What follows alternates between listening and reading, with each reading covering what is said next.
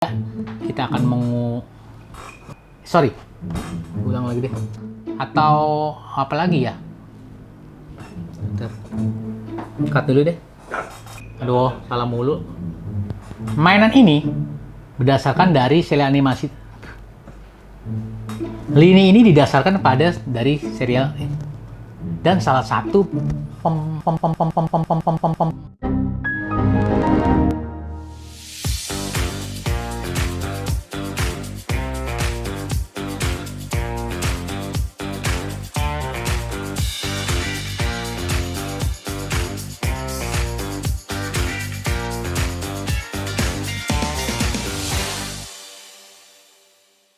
Di episode sebelumnya, gue udah ngomongin nih mainan-mainan dan action figure yang bertebaran di era 80-an awal, yaitu dari tahun 1980 sampai dengan 1985. Nah, sekarang kita lanjutin di era 1986 sampai dengan 1989. Nah, di sini banyak juga mainan-mainan keren dan ternyata makin menggila loh. Permintaan pun meningkat, maka action figure ini bukan hanya menjadi incaran dari anak-anak, tapi menjadi barang koleksi dan incaran para kolektor.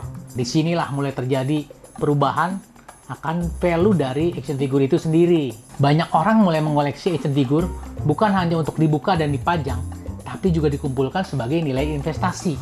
Jadi mereka mengumpulkannya masih dalam packagingnya. Itu bisa disebut sebagai kondisi mint. Nah, mint itu sesuai dengan packagingnya bisa berupa MOC, mint on card, atau MIB, mint in box. Mainan yang masih terbungkus ini itu mempunyai nilai jual yang tinggi. Mungkin tidak dalam waktu cepat sih, bisa tahunan atau belasan tahun. Tapi pada akhirnya kita bisa melihat di waktu sekarang bahwa mainan-mainan yang dulu diproduksi di 20 atau 30 tahun lalu menjadi punya nilai jual yang sangat tinggi. Di era kedua tahun 80-an ini, itu banyak sekali produsen yang membuat mainan dan action figure ini sehingga terjadi banjir produk. Nah, karena boomingnya begitu hebat, maka kadang-kadang produksinya tidak dipilih. Jadi, misalnya serial TV atau serial animasi yang bahkan tidak begitu sukses, diharapkan bisa menjadi sukses dengan membuat action figurnya. Nah, tapi disitulah ternyata tetap tidak bisa mengangkat dari animasinya atau action figurnya itu sendiri. Jadi ya banyak kalau kita lihat banyak action figure yang terlupakan di era 85 sampai dengan 89 ini. Oke, kalau gitu kita lihat saja. Apa saja sih mainan yang cukup bagus produksinya di 4 tahun terakhir dari antara tahun 86 sampai dengan tahun 89. Ini dia yang pertama. Apa itu? Teng teng teng teng teng teng. Ini dia, The Real Ghostbusters.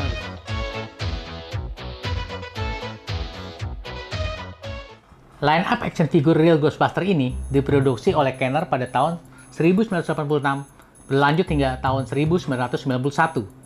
Lini mainan ini berdasarkan dari seri animasi TV The Real Ghostbusters yang berlangsung selama 7 season. Nah, timbul pertanyaan, kenapa namanya The Real Ghostbusters? Ini karena pada tahun yang sama, 1986, ada perusahaan film bernama Filmation mengeluarkan animasi juga dengan judul Ghostbusters, tapi karakternya berbeda dengan Ghostbusters yang kita kenal sekarang.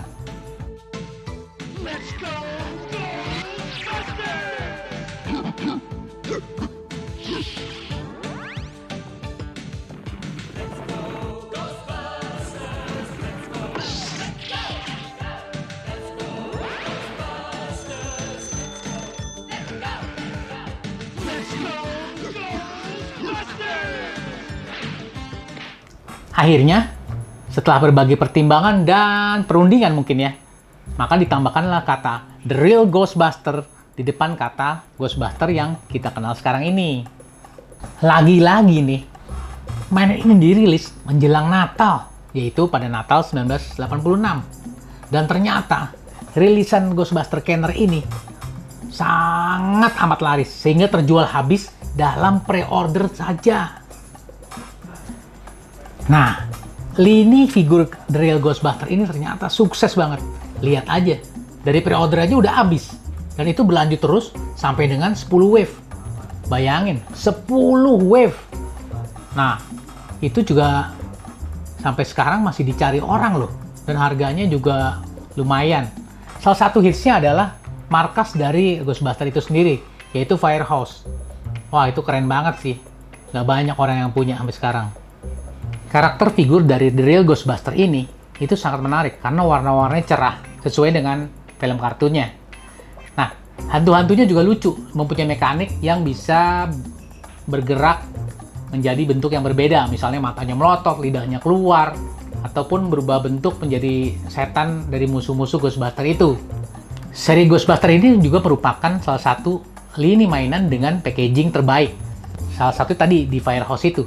Nah, packagingnya sendiri itu merupakan packaging dus besar dengan print di 4 sisi berupa gambar-gambar dari markasnya itu.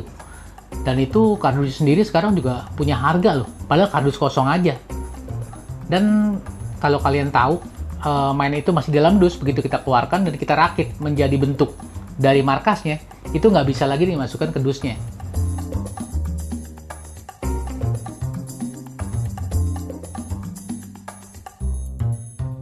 Yang kedua, kita ada Galaxy Ranger.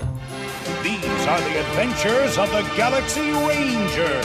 Di era 86 sampai dengan 89 ini, banyak film-film animasi yang diputar di TV nasional, termasuk Galaxy Ranger ini.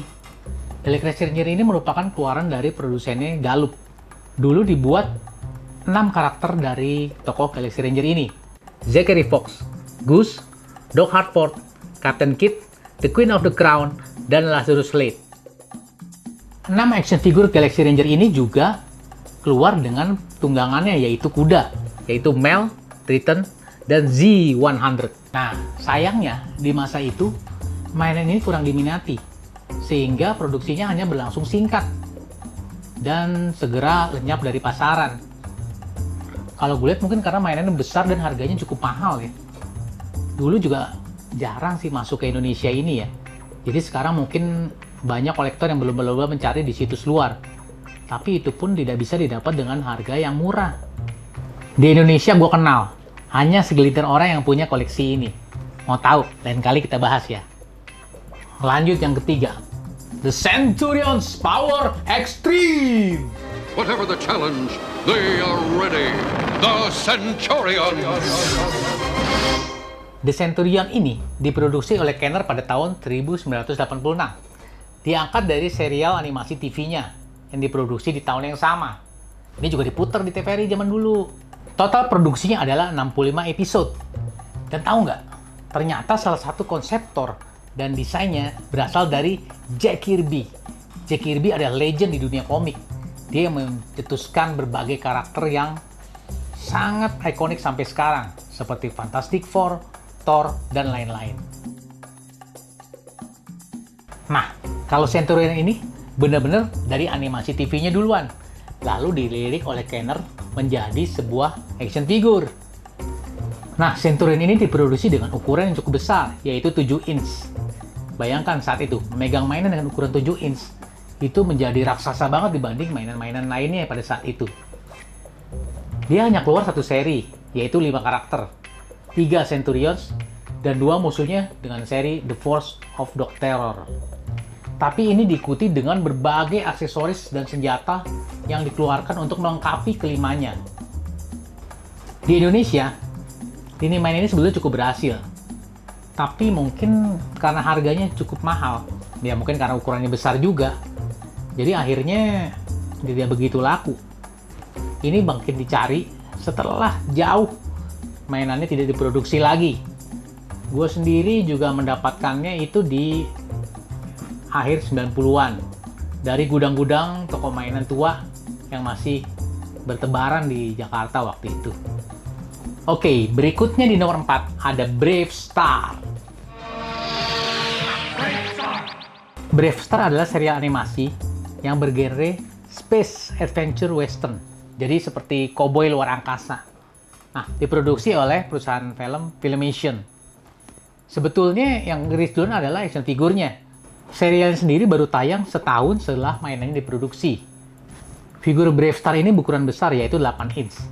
Dan pada tahun 1986, Mattel mengeluarkan hampir 15 juta dolar untuk mendistribusikan mainan ini di seluruh toko-toko di Amerika. Tapi perjalanan Brave Star ini tidak terlalu panjang. Karena perusahaan filmnya Filmation-nya bangkrut pada tahun 1989. sehingga Mattel tidak lagi meneruskan produksi action figurnya. Tex Hex awalnya diciptakan oleh seorang artis yang saat itu sedang membuat cerita untuk Ghostbusters di tahun 1984. Karena dianggap menarik, produser Lou Scheimer mengeluarkan Tex Hex dari Ghostbusters dan meminta Arthur Nadel, wakil direktur bidang kreatif Filmation, untuk membuatkan seri kartun sendiri bagi karakter itu. Nah, Brave Star ini cukup menarik karena ceritanya cowboy, tapi di luar angkasa. Dan itu merupakan sebuah adventure, dunia baru bagi anak-anak kecil di zaman itu. Tapi ya balik lagi, karena ukuran yang cukup besar, 8 inch, harganya mahal. Dan buat kantong seorang anak SD seperti gua, ya nggak cukup uang jajannya. Makanya kebanyakan gue beli produk figurnya waktu itu yang kecil-kecil seperti Star Wars. Di nomor 5 kita punya lini action figure yang diangkat dari serial kartun juga. Apa itu? Silverhawk.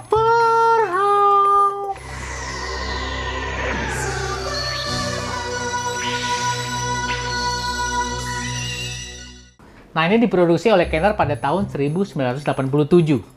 Diangkat dari animasi tadi, dan dia mempunyai tinggi sekitar 4,5 inch.